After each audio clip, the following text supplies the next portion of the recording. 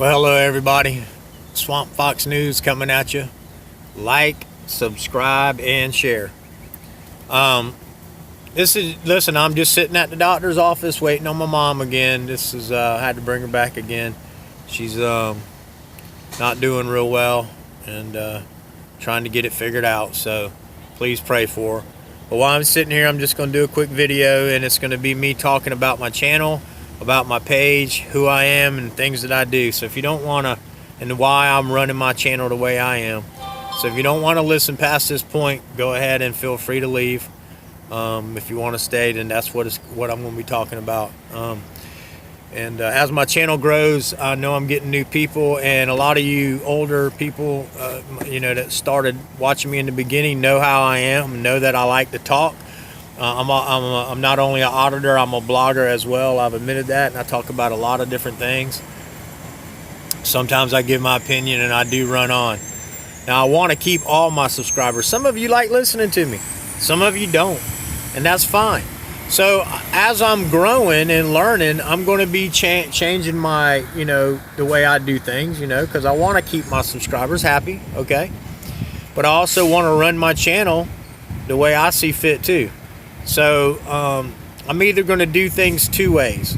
In some of my videos, I'll go ahead and get started just doing a little quick commentary about it, and then I'll get straight to the videos, and I'll talk at the end of everything. And if you want to watch the videos and then get the end of everything, fine.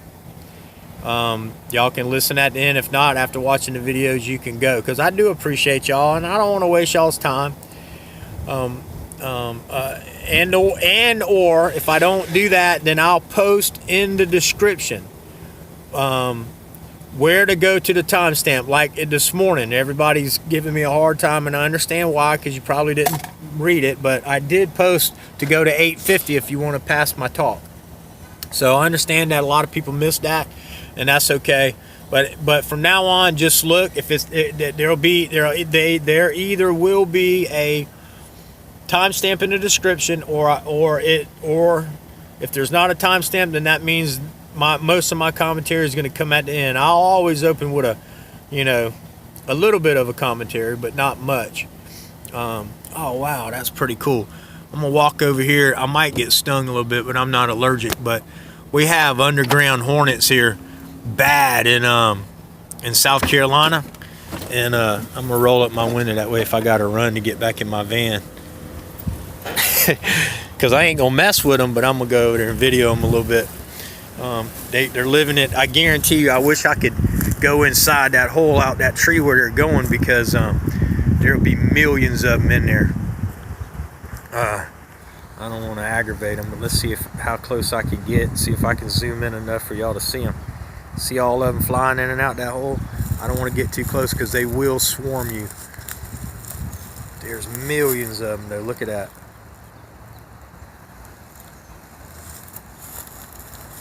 And they faster than I can run, so let's see them. They living under that. They're living in the hole underneath that tree, and I guarantee you, because I've had to dig up nests when we was doing some landscaping. We was tearing out some bushes one time, some azalea bushes that had been. Let me zoom back in. We was tearing out some azalea bushes that had been there for 25, 30 years. And man, we came across, all of a sudden we was cutting them out with a chainsaw, and we started getting zapped, boy, bam, bam, bam, getting stung. And so of course we ran, and got stung pretty bad. But anyway, I went back and I dumped some chemical on the ground in the hole, because I could see where they was coming out of. I dumped some chemical, and then I ran like heck again, and didn't get stung after I dumped the chemical. But I waited about 20 minutes, and I went back and I dug it up. And dude, I'm gonna tell you right now, it had like a regular sized dinner plate. It looked like a regular sized dinner plate, right? Round, that's how big it was, round. With another nest coming down off of that, with another dinner plate, and another nest coming down off of that, it was like a 3 stacked dinner plate sized nest with thousands and thousands of bees on it. It was amazing. So anyway, I just thought I'd show y'all that. But to get back to it, listen, I'm different than a lot of auditors. Maybe I'm not everybody's cup of tea, but I don't want to piss people off and lose subscribers that are just here to watch. Some people don't like my commentary, and that's okay. So again, I'm gonna do it 2 ways, and that'll be up to y'all. When you get to my video, if you see a timestamp, just go ahead and go right to watch the videos that I'm playing. Now on my sovereign citizen updates, that's going to be a little bit different because, sometimes I do them driving down the road, and I usually get to them pretty quick. I give my updates and then go. But sometimes when I do my updates, if I'm not driving down the road and I'm in front of my computer, then I'll give my sovereign citizen updates, maybe a video or two, and then talk a little bit. So when I do that, again, I'll put the timestamp or I'll talk at the end, okay? Most of my talk. I'm always going to talk a little bit in the beginning. It's not going to be a long-winded thing, though. Now this video will be, because that's what I'm here doing, Anyway, like I said, we're at the Bond Secure St. Francis Hospital, but there are also doctor's offices too. This time, the other day, I was in the emergency room with my mom. Today, the doctor wanted her to come into his office because her blood pressure's fluctuating, and she's still in a lot of pain, having bad chest pains and stuff like that, shortness of breath, dizziness and stuff like that, on and off. And so anyway, I love my mom, guys. I know everybody loves their mom, but me and my mom have a special bond. We really do.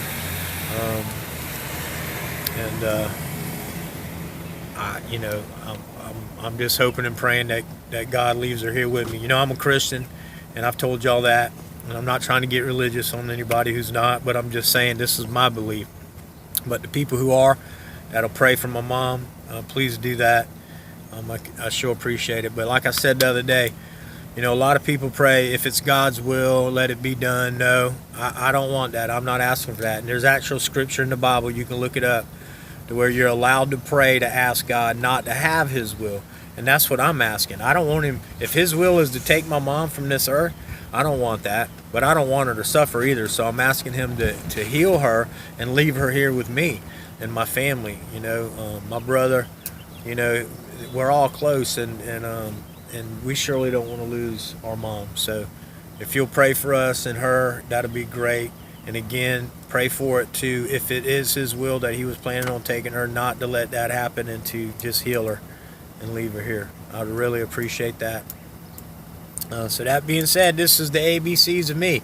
Now, to the people commenting, if you look in the comments, same comments about how illiterate I am and how I can't speak right and all that other stuff. Well, I did a video on that, and I admitted I'm illiterate as hell. What more you want me to say? I admitted I'm a man, but I built an empire. I built a great business after 35 years, and I employ people, and I'm a businessman, and my company does really, really well. If you look at my videos, I stay slam busy. I'm an employer. I bring money to South Carolina. I bring jobs to South Carolina, and I'm qualified in many fields. I'm first. A master plumber, master carpenter, master electrician. I can roof, master painter. I mean, you name it, I do it, and I'm good at it, and I do it all right and by code. But not only code, as I've said before, because anybody can be good at code. Code enforcement don't really do their job most of the time. If you looked at half the stuff I seen, code enforcement shouldn't have passed. It'd blow your mind. But anyway, so I'm talking about to a journeyman's standards. A journeyman's standards is high quality standards. If you're a journeyman and you believe in yourself to be a journeyman, then you wouldn't leave nothing half-assed. Let me say that. But I work hard, and yeah, I guess I could. I had learning disabilities in school, and in the the 60s and 70s, they wouldn't really adapt on most of the learning disabilities. They said you had hyperactivity or whatever, and I was put in LD classes, learning disability classes, for most of up to about the 7th grade, and even then, when I wasn't in learning disability classes, I just didn't do nothing. So I just hated school, and when I got expelled, I went to work. I'd already been working summer jobs and on weekends and stuff like that anyway, so When I got expelled, I went to work, and then I decided after working for a tyrant that, you know, wants to cuss you and stuff like that for no reason, I decided to start my own thing. And 35 years later, I've grown an excellent business. I've got customers who rely on me daily. My phone rings off the hook, and I never have to worry about work. I haven't advertised in years because I don't have to, because my phone rings off the hook.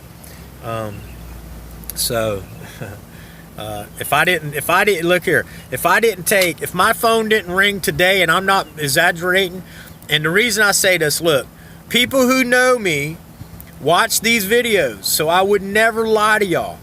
My friends know, my family knows, so everything that I'm telling y'all is the honest to God truth. If I didn't take another job today, I have enough work on my books right now that would last me about 14 months with me and my crew to get through 40 hours a week, to get through what we got to get through. So that's how much work I got. I stay busy with constant work. I got people waiting on chicken coops to be built, chicken runs, sheds. I got people waiting on things, you know what I mean? So, and they wait because they know that when I get there, now I tell everybody, look, I love you. If you're a long-time client, you can't wait. You know it's going to be right when I do it, but if you can't wait, I understand that. Sometimes people's got projects they just can't or don't want to wait on, and sometimes that happens. And then sometimes when that happens, they get a good outcome. And then sometimes when they do that, they can't wait, they get a bad outcome, and I end up going over there and fixing the problems that the people came in and did anyway. And the people who that's happened to, y'all know who I'm talking about. You know, but I understand, dude, and look, I'm just so busy, you know, and y'all see I work night and day, and I'm on, man, and that's why I haven't done as much audits, and I don't even get to do my videos, my sovereign citizen videos as good as I want to, because, man, I'm busy. And then I take care of my mom. And service calls, listen, I don't know, we do contract work, which people will call us and say, hey, I want my house painted, hey, I want a deck built, whatever. So we'll go over there, we'll bid it, and we'll write a contract. If they sign up, bam, we do that, and then we schedule that work, okay? Now, we also do service calls. So service calls are anytime somebody calls, okay? With a busted water pipe, a leaky roof, a backed up sewage line, electrical, maybe tripping breakers or something, whatever. Water heater goes out. That's an emergency service call. We stop what we're doing, and we go work on them right away, and we get them 24 hours. It could be 2, 3, 4 o'clock in the morning. We'll get a service call and we'll have to go do it. That's just what we do. And why my business has been so successful is that, and I'm not going to mention no other company names. I'm not out here to hurt nobody, but call them and ask them call them at 12 o'clock in the afternoon and ask them how much it'd be to come snake your drain. Tell them you got that, that you believe us in your main, you only got one toilet. Tell them you only got one toilet, one bathroom, and that you believe your son put too much toilet paper and is backing up the drain, and ask them how much it would be to come fix it. And then ask them how much it would be. Say, well, I got to work, and can you come after hours? How much is that? And look at the price. It'll be at least $100 to $125 more than it would be coming during the day. Well, we don't do that. If you call me at 12 o'clock in the afternoon, the price is the price. If you call me 12 o'clock at night, or 1 o'clock, 2 o'clock in the morning, the price is still the same price it was at 12 o'clock in the afternoon and 1 o'clock in the afternoon. I don't upgrade for after-hour service. We just hire people that'll work after hours, and we pay them well. But to charge a customer who needs your help, if you got a backed up sewage, and your choice is keep going to the bathroom in the same nasty toilet, and maybe it's already backed up on your floor, and now everybody has to wait until morning so you can save $100 or $125. That $100 and $125 means a lot to low-income people. Or even, it means a lot to people with money. $125 means a lot to people with money, most people. So, so a lot of people will try to wait till the next day, and then that just causes more problems, because everybody's got to go to the bathroom when they wake up. So they go in there and they just use the bathroom, and then it fills the toilet up more, and and it's just disgusting. When we got to finally come clean it, then you got a toilet full of crap, and you want us to deal with that, which we do, and it's disgusting, but we deal with it. Okay, Don't get me wrong, it don't get on us. We have hazmat stuff that we put on when it's that bad. But even if it's that bad, I'm gonna do the job, brother. That's what we get paid for. Okay, so back to the long story of, to the ones who want to keep calling me illiterate and uneducated. Well, let's say this. Let's put your work history, your job history, and your bank account against mine. Okay. And I mean, I'm not going to say I'm richer than everybody else. I know I make a good living, and I know I do that with no education. So I'm saying, with your higher education, well, let's see. You want to compare notes? Let's do that. And you still might make more money than me, and that's fine. It ain't all about money, because I don't wear jewelry. I don't live my life by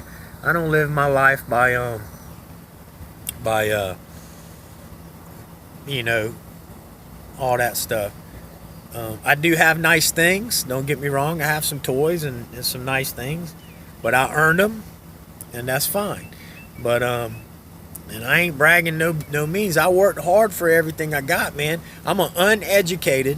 I made it through the 8th grade. Okay, I got expelled my first 9 weeks in the 9th grade, and that was it. I went to work, but I'd already been working before that. But I done told you before, I don't need book smarts. In the comment, if you can look in the comments, they're there. I'm not going to erase them. That's how they feel. That's fine. I don't care, and I ain't gonna beg them to stay. You want to stay, great. If not, then that's up to you. You're free. But I just know that I got so many skills. Okay, me not talking well, me not writing well. What does that mean? Has it cost me any money? Has it cost me not to be able to provide for my family? Have I ever had to be on any kind of assistance because of it? No, never. I've always worked hard for everything I had. I'm gonna tell you the truth. When I was 12 years old, I had a 3-wheel lawnmower that I bought from a guy for $3. His name was Larry Black. He's dead now. He was murdered.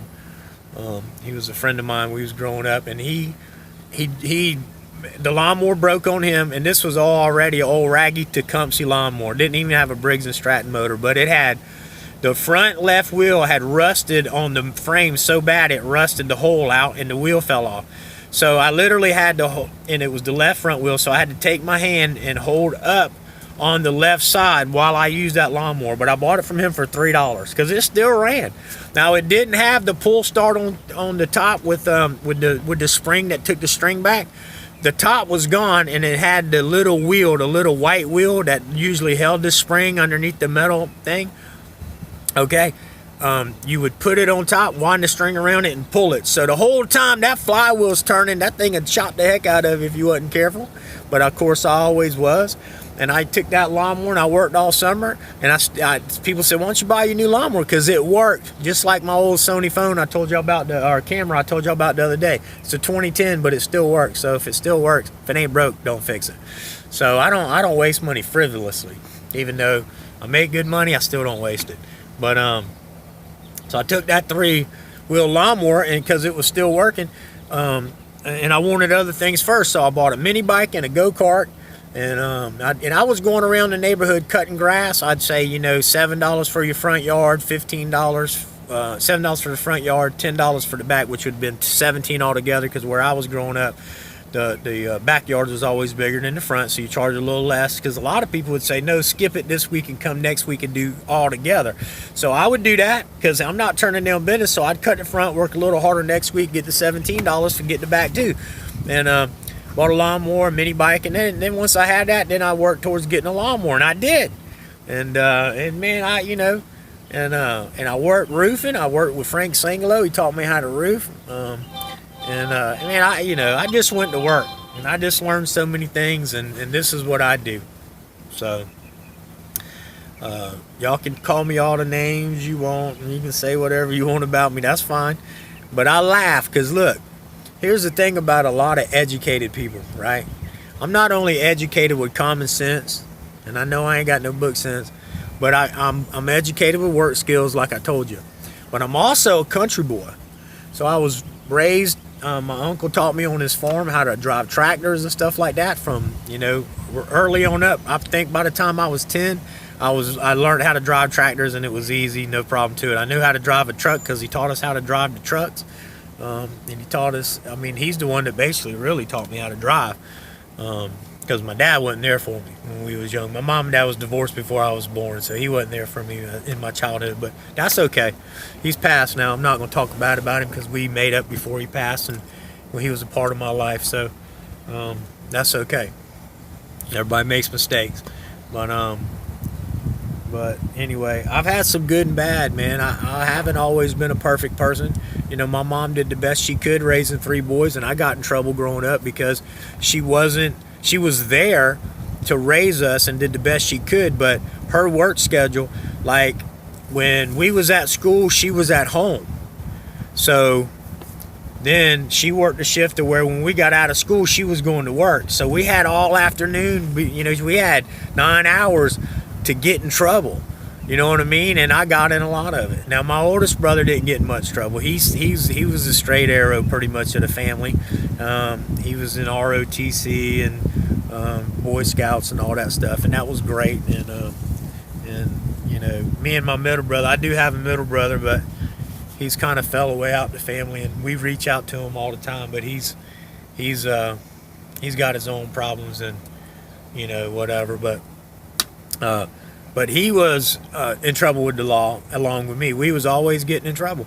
And I feel bad now that going back and reflecting, you always say, you don't know, and you got to learn your own life lessons. But I feel so bad for the crap we put my mom through. Now, anyway, that being said, she worked the same job for 38 years to support us. Our lights, water, sewer never got cut off. We always had a roof over our head, and always had food in the refrigerator, and she never got any kind of government assistance, and I'm proud of her for that. She worked her behind off. She worked at Baker Hospital, and then when Roper bought Baker out, she moved to there, and she worked her way up. She was a supervisor before she left, so she went to many different departments and worked throughout, learning different things, and then after 38 years, she finally retired, and now she's retired, and she loves the garden and stuff like that. But anyway, I'm just real proud of her.